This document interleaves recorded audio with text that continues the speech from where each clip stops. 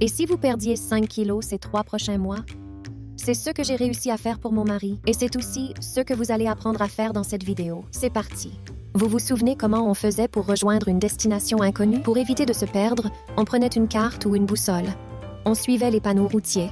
Parfois, on explorait de nouveaux chemins. Et au final, on aurait pu conduire les yeux fermés.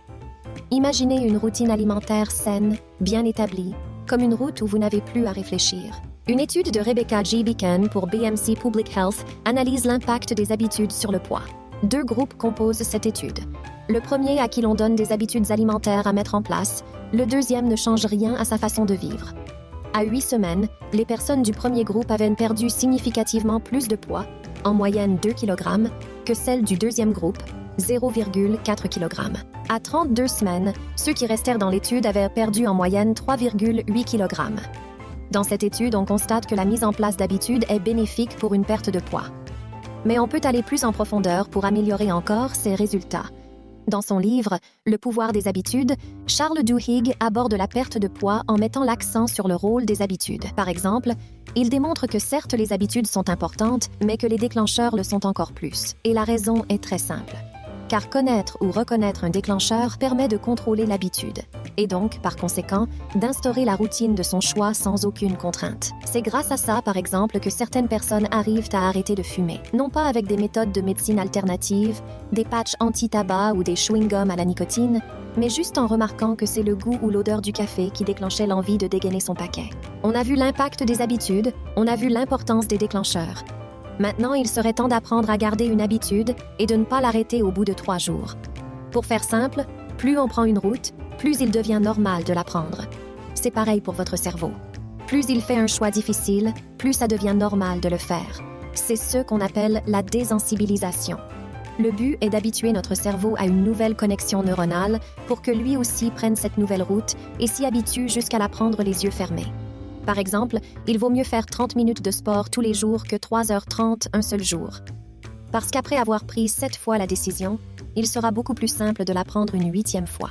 Une bonne décision que vous pourriez prendre maintenant, par exemple, c'est de vous abonner. De cette manière, il vous sera beaucoup plus facile de vous souvenir de cette information. Maintenant que vous savez comment fonctionnent les habitudes, vous méritez de connaître celles qui ont fait perdre plus de 5 kg et 6 cm de tour de ventre à mon mari en 7 mois sans se priver. Pour commencer, j'ai d'abord repéré les mauvais déclencheurs comme dans notre exemple de la cigarette. Pour ça, j'ai établi un journal alimentaire.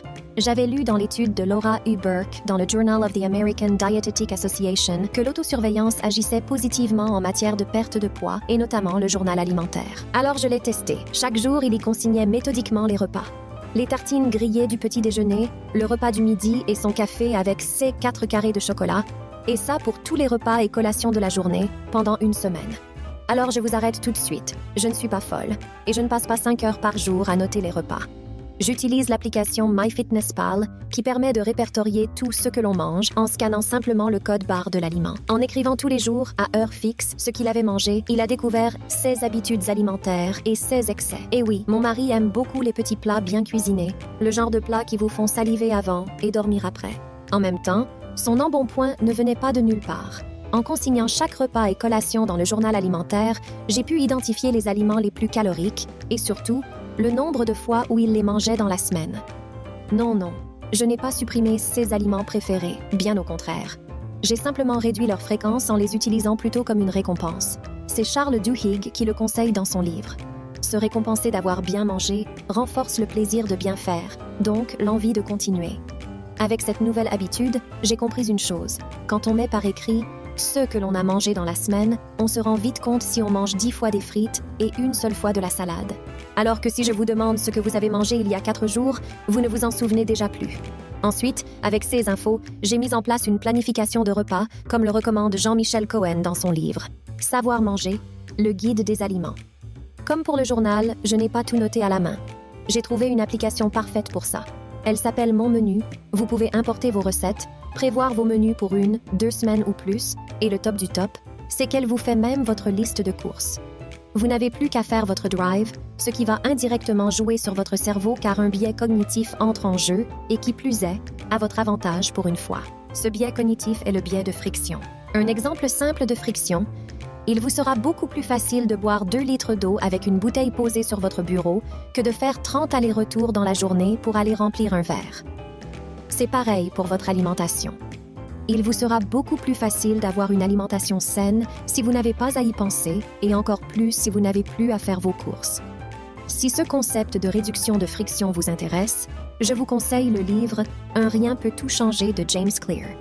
Il vous expliquera comment optimiser les bonnes habitudes tout en réduisant les mauvaises. Nous en avons tiré 2 avantages.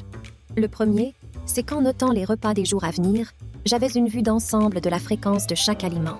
J'ai fait un mix entre 3 livres, un qui parle de régime alimentaire protéiné, la méthode Dukan, un qui parle de régime alimentaire IGBA, je mange donc je maigris, et l'alimentation ou la 3e médecine du docteur Jean Seignalais sur l'alimentation anti-inflammatoire. Pourquoi? Parce que j'ai pu choisir dans chacune d'entre elles ce qui nous correspondait le mieux par rapport à nos préférences alimentaires. Mon mari n'aurait jamais tenu aussi longtemps si je lui avais trop changé ses habitudes. Le deuxième avantage, c'est que je préparais les plats à l'avance. Ça m'a permis de toujours avoir un plat équilibré, déjà prêt, sous la main, sans avoir à y réfléchir tous les jours. Et au final, cette habitude de planifier les repas a eu un impact insoupçonné car, du coup, on avait plus de temps le soir après le travail. On a commencé à profiter de ce temps pour aller se balader. Au début, on allait marcher plus par plaisir, une dizaine de minutes, style balade, puis de plus en plus de jour en jour. Ça a eu un effet boule de neige. On a constaté très rapidement des bienfaits sur notre sommeil, sur notre stress. D'ailleurs, le livre Born to Run de Christopher McDougall nous rappelle que la course à pied est une activité naturelle pour les humains et que non seulement notre corps y est adapté, mais qu'il en a absolument besoin. Du coup, cette nouvelle habitude s'est imposée d'elle-même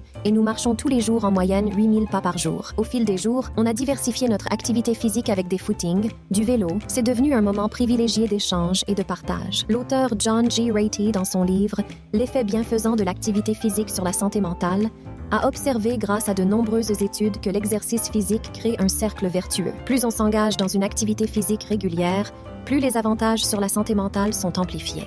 Il souligne que même une activité modérée peut avoir un impact significatif sur notre bien-être mental. C'est un peu comme un bon film qu'on ne se lasse pas de revoir. Nous avons besoin maintenant de bouger tous les jours, peu importe le temps. Vous voyez, vous n'êtes qu'un petit journal de perdre tous vos kilos en trop. Abonnez-vous.